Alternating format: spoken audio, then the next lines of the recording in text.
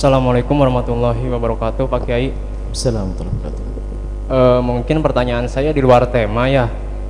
Jadi dari kajian yang sebelumnya saya mau menanyakan, cuman belum sempat dan mau ditanyakan sekarang. Jadi begini Pak, semacam misalnya kita ini hidup di lingkungan yang kurang kondusif. Semisal di lingkungan kita itu ada dua orang yang belum ada ikatan dalam artian suami istri, dalam artian pacaran gitu ya, tapi tiap hari berduaan, kemana-mana berduaan, sampai nggak lupa nggak ingat waktu gitu, pagi, sore, sampai malam gitu. Jadi kebetulan ada gitu teman saya yang kurang srek gitu sama situasi itu dan nggak sengaja menegur, lalu kemudian mereka itu ngerasa nggak enak gitu. Terus pertanyaannya, sikap kita menyikapi situasi seperti itu harus gimana Pak Kiai? Apakah kita harus membiarkan atau kita menegur secara perlahan? Kurang lebihnya mohon maaf. Wassalamualaikum warahmatullahi wabarakatuh. Assalamualaikum warahmatullahi wabarakatuh.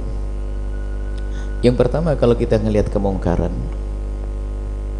yang pertama harus kita hadirkan adalah kita tidak senang dengan kemungkaran tersebut, bukan protesnya dulu.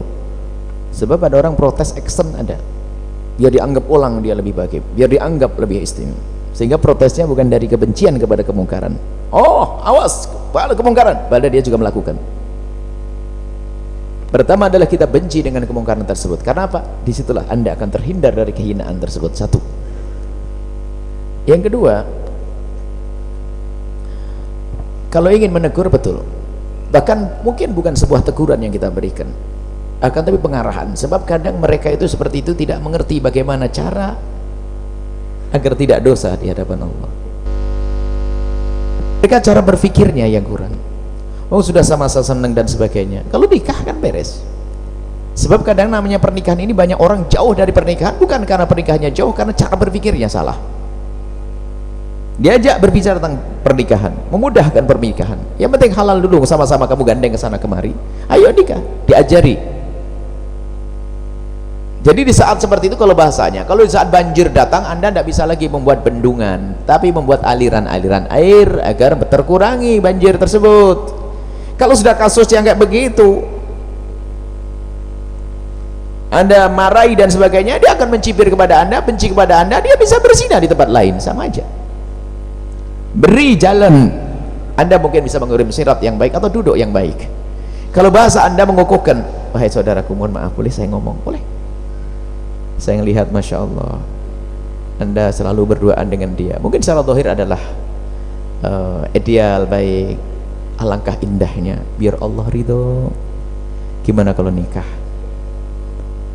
Tapi ibu saya belum. Ayo kita minta izin.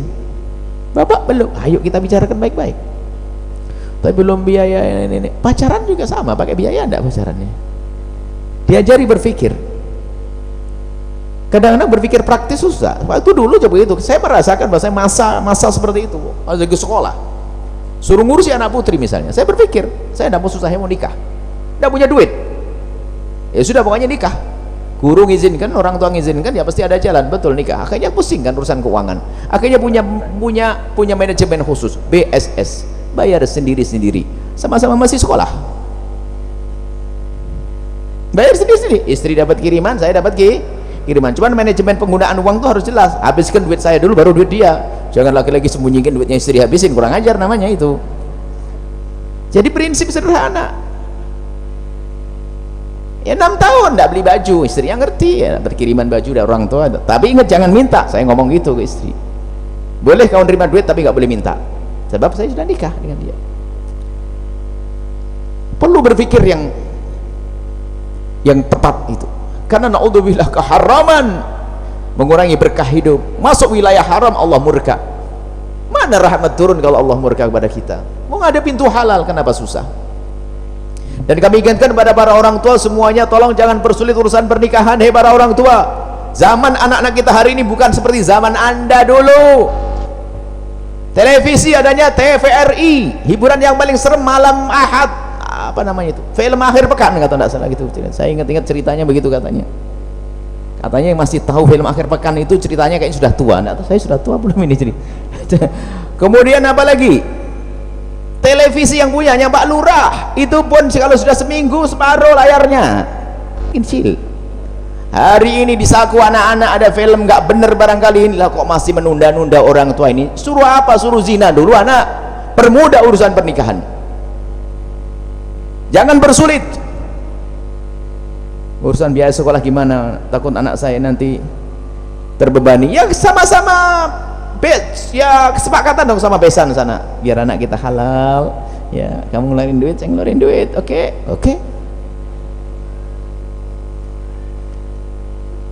Kalau anda pilihnya bener, milihnya bener, nggak akan merepotkan. Yang repot pilih mantu yang salah, itu repot. Besannya salah, repot. Jadi kadang-kadang orang yang punya masalah, jadi itu sebetulnya bukan permasalahan di tempat yang anda tanyakan, banyak di tempat yang lain karena tidak mengerti bagaimana cari solusi. Ada jalan pernikahan kok, dan nikah tidak harus pakai resepsi. Sampai alhamdulillah ini kok saya belum resepsi nikah saya itu. Saya sampai hari ini belum nikah resepsi. Saya nikah di luar negeri sana, jadi ya mau resepsi duitnya siapa kan gitu.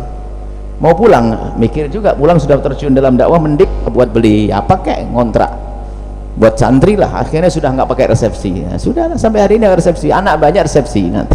Nanti kalau sudah anak saya nikah baru saya resepsi bareng-bareng deh, numpang sama anak saya gitu saja. Itu pun kalau anak saya resepsi, bisa saja anak saya punya cerita sama kayak bapaknya nanti, mungkin nikah sama suaminya ya nggak pakai resepsi lagi. Mungkin setiap minggu saya resepsi, santri saya nikah setiap minggu resepsi terus setiap saya dikuade terus setiap saya. Kadang orang terlalu ruwet mencari halal kok, bikin pusing cari halal. Halal itu harus dicari, haram itu dihindari. Buka ya nih, saya lanjutkan. Anda ajari dia jalan, bukan larangan dulu, bukan teguran. Teguran itu menyakitkan. Dia tuh sebenarnya pengen sampai ke situ, bahkan mungkin diajari gini loh ya, mungkin perempuannya juga kita ajak ngobrol. Tanda keseriusan orang itu kalau memang dia mau melangkah kepada pernikahan, dikasih provokasi yang bener ini. Kalau ternyata anda ajak nikah nggak mau, berarti dia bohong. Awas, dia mikir bener juga, jangan-jangan akhirnya gampang ninggalkan dia. Wong nikah, kok nikah kan halal, berkumpul sewaktu-waktu, ada tanggung jawab. Lah kok nggak mau, berarti main-main dia. Gitu loh, paham adik-adikku, anak-anakku? Kalau diajak nikah nggak mau, bohong dia. Jangan-jangan yang dipacarin anda adalah yang ke-16. Naudzubillah, 17 pacarnya dia. Hati-hati.